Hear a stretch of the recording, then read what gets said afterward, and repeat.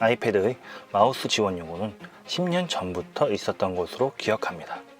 아무튼 오랜 기다림 끝에 아이패드 OS 13부터 일종의 보조 입력 도구로 마우스를 지원하기 시작하더니 아이패드 OS 13.4부터 마우스와 트랙패드를 정식으로 지원하기 시작했습니다. 그런데 아이패드의 마우스 지원은 맛보기 수준의 지원이라 할 수 있습니다. 마우스의 지원이 나쁜 것은 아닌데 맥 OS용 매직 트랙패드 2를 연결하면 마우스보다도 더 편하게 쓸 수 있거든요. 그렇다면 매직 트랙패드 2를 연결했을 때 얼마나 편해지며 해결되어야 할 문제들은 어떤 부분들이 있는지 알아봅니다.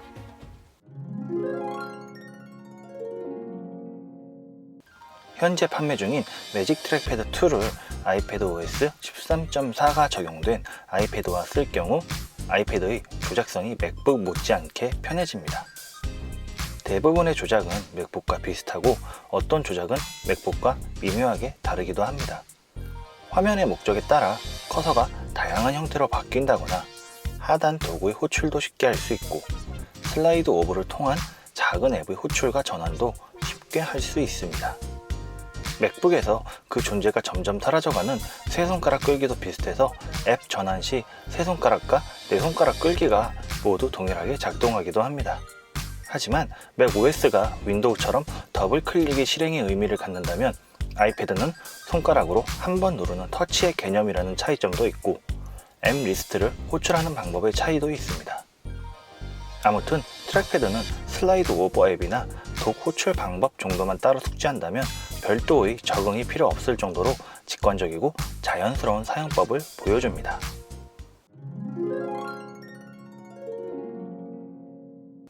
현 시점에서 트랙패드를 가장 편하게 쓸 수 있는 앱은 기본 브라우저인 사파리입니다.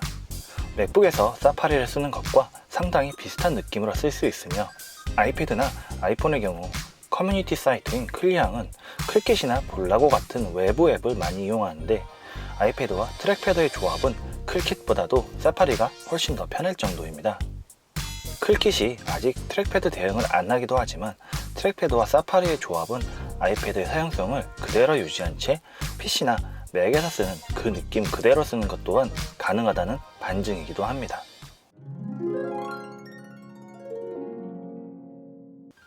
사파리와 클킷의 관계에서도 봤듯이 이제 아이패드 앱들은 트랙패드 제스처를 지원하도록 바뀌어야 합니다. 모든 앱이 바뀔 필요는 없겠지만 오피스나 동영상 혹은 이미지 편집, 원격 데스크탑 앱처럼 마우스 사용이 필수지만 마우스를 쓰지 못했던 앱들은 최우선적으로 마우스와 트랙패드 지원이 이루어져야겠죠.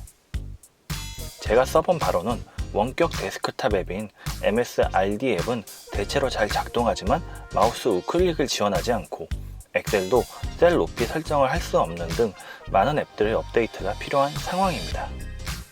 특히 제가 유튜브 영상을 만드는 앱인 루마 퓨전의 경우 트랙패드를 그냥 저냥 쓸 수는 있는 수준이지만 트랙패드를 응용할 수 있는 상황은 훨씬 더 많을 것입니다.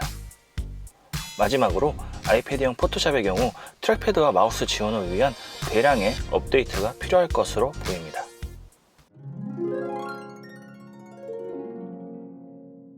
그렇다면 키보드와 트랙패드를 따로 사서 갖고 다니는 것이 나을 것인지 안 그러면 아이패드용 매직 트랙패드를 따로 사는 것이 좋을지에 대한 고민이 남습니다. 11인치형 아이패드 프로의 매직 키보드 가격은 38만 9천원이고 12.9인치는 44만 9천원입니다. 서피스 프로의 타입 커버 키보드가 비싸봤자 20만원 안팎인 걸 생각하면 저 돈이면 아이패드 7세대를 살 수 있다는 점을 생각하면 솔직히 말도 안 되게 비싼 가격인데요. 애플이 진짜 사악한 점은 트랙패드의 멀티터치 제스처를 자유자재로 쓸 수 있는 제품이 현 시점에서는 맥북용 매직 트랙패드 2와 아이패드용 매직 키보드 뿐이라는 겁니다. 그럼 아이패드용 매직 키보드를 포기할 경우 비슷한 조합으로 매직 키보드보다 더 저렴한 구성이 가능할까요? 애플 정품 스마트 케이스 폴리오와 맥북용 매직 키보드, 맥북용 매직 트랙패드 2를 구입할 경우 별 차이가 없습니다. 물론 이 조합은 애플 정품으로만 갖췄을 때 이야기고 케이스나 키보드를 다른 제품으로 구입한다면 20만원 안팎 정도로 해결이 되기는 합니다.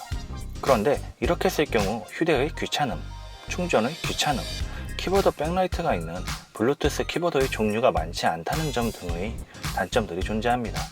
어떤 의미에서는 비싼 건 맞지만 아이패드용 매직 키보드 하나 사는 게 편리성에선 괜찮을 수 있다는 뜻이죠. 뭐가 됐건 아이패드를 좀 더 편하게 쓰기 위해선 못해도 20만원에서 40만원이 넘는 지출이 필요하고, 곧 나올 4세대를 기준으로 할 경우 12.9인치 256기가의 매직 키보드를 구입하면 역시 앞으로 나올 맥북 에어 2020보다 더 비싸지는 어이없는 상황도 발생하기는 합니다. 아이패드 프로 4세대는 당신의 다음 컴퓨터는 컴퓨터가 아니다 라고 주장하는데, 돈 생각하면 그냥 컴퓨터 하나 사는 게 더 낫긴 합니다. 아이패드의 새로운 주변 기기가 된 매직 트랙패드와 관련된 이야기는 여기까지. 다음 이야기는 애플 펜슬 2와 복제품인 짜플 펜슬에 관한 이야기입니다. 감사합니다.